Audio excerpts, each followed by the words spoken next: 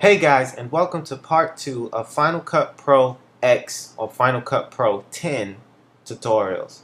Okay, so we're going to jump right into it. I'm going to start where I left off at. So, yeah. um, you might notice a few things that have changed a bit. What I really did was just change the way this looks, which honestly I don't really care for the audio form at the bottom. And also you can slide this slider to make the clip look bigger or smaller, but I like it being that size because I can see everything better, and with it being more stretched out and more clips, so to say. So now in this one we're going to add transitions. Now I need to add a transition in between these two clips and in between and on the beginning of this. Now I turned the skimming off, but you can turn off here. This is the skimming and turning off the audio skimming, so you won't hear that noise. I turned that off so we can stay solid on one thing. Now, over here is where you will find the transitions, effects, and everything. So this is where you find the effect. They got tons of effects in here, and you just go through it, experiment with it. There's just so many different looks and styles that you can do, and it's just just crazy stuff, creative stuff that you can go through and whatever. Then you have the spot where you can add photos from iPhoto Aperture. You can add music from your iTunes library. You can add transitions, text, generators, which I haven't touched on, and themes, which I don't really know what. I guess that's the beginning and end or whatever. Basically, you can experiment with that. I might show off some of that later. I don't know. It's not going to be in this video, so anyway, we're going to continue what we're doing, and we want transitions. So I already know what transition I want. Simple black, fade black, come in. Okay, so we're going to take this. It's called fade to color. We're going to take this and we're going to put this right in between these two clips right here. Now we're going to zoom in a bit. I'm going to press Command plus. I'm going to zoom in a bit and check and see where we're at. Hello and welcome to a great episode. Okay, so that actually looks great where it is. It's timed perfectly, in fact. Okay, so I want to actually add something to this as well. So I want to add the same thing. I'm going to put this here, and let's find out if that's correct. Yeah, you know what? I don't mind that. That's actually, I think that's pretty good. Yeah, it's good enough for me.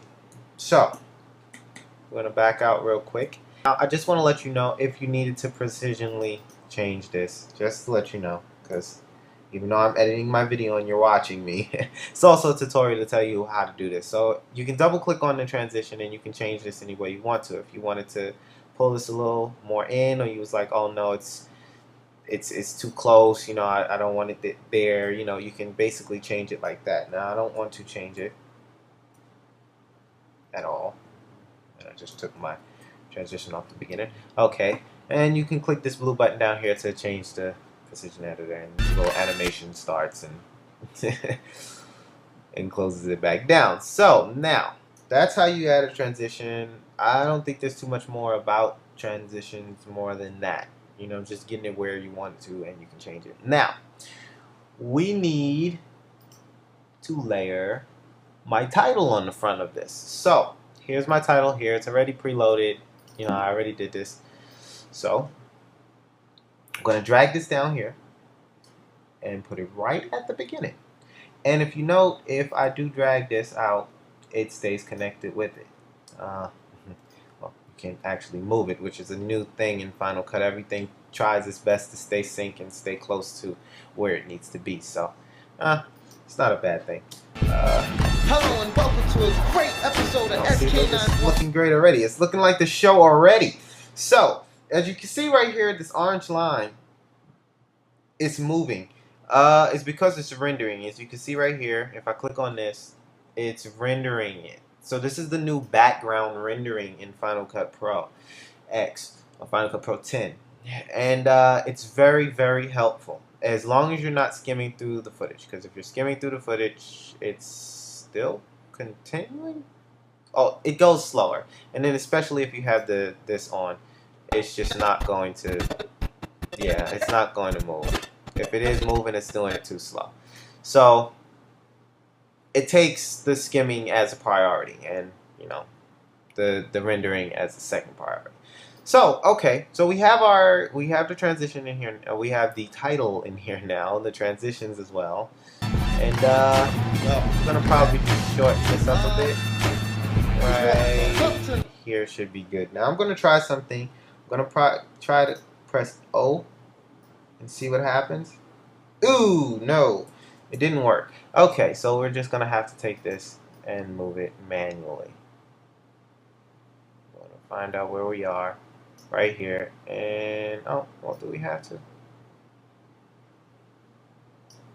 It's not really that big a deal, but we're just gonna pull it in right here. So now I need my logo, my watermark, so to say, and we're gonna put that right here. Now we could put it here.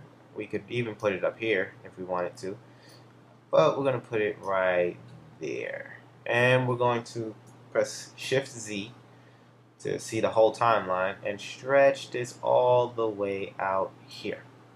Boom. Now, of course, we don't want it big all in freaking front of me. So, what we're going to do is we're going to select it. We're going to click this little button right down here, which is the transform tool. You also have the crop tool and the skew tool. So, we're going to use the transform tool. And we're going to shrink it down like so. I'm going to move it over here in the corner. Wha-bam. So, now, on to the next step. Now, I usually make this a little opaque, so we're going to go to the information bay. Now, this is where you're going to find all your information, color correction, transform, crop, distort, all this, including the opacity, which is actually in here. I couldn't find it earlier, and now I know exactly where it is. You can also have your blending modes and everything right here. So we just need to take the opacity down about 50%. That should be good. You can also dial in the number if you wanted to. 50% right there. And we don't need no keyframes, but this is where the keyframe is. If you're not familiar with keyframes, maybe I'll teach you in a later tutorial, but not in this one because we don't really need it. So we have the watermark, we have the title coming in the beginning, and yeah, all we need to do is just fix the audio, make it where it doesn't come in so abruptly like that, and we also need to fade out the audio at the end of the title. So, and we need to actually animate this. We do need to do keyframes. In fact, look at that. So, we'll get into that in the next video, okay? We'll talk about what do we have to do. We have to do opacity, so we have to do keyframes. We'll talk about keyframes, and we'll talk about audio keyframes as well to get the audio to transform, or to I can't think of the word. Forgive me. Jeez, what is the word I'm looking for? I'm looking for ease in. It's the best way. But anyway, we want the music to come up and then slightly go down as we come into the show. So that'll be on the next episode. Join me. Make sure you subscribe. Make sure you go visit the DLB network. Also, make sure you check out Walk and Talk. If you're not familiar with it, this is the time to check out the Walk and Talk, and then you can come back and look at all the rest of the tutorials. Okay, so until next time, peace.